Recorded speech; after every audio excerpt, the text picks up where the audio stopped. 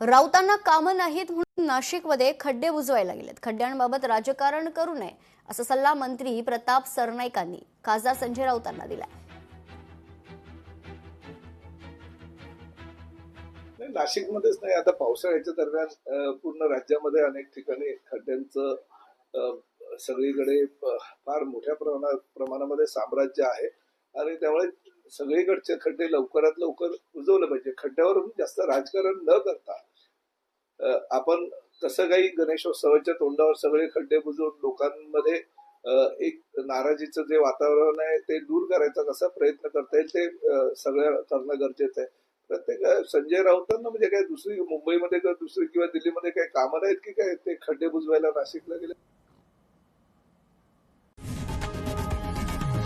लोकशाही मराठी ऐका, पहा, जागरूक रहा.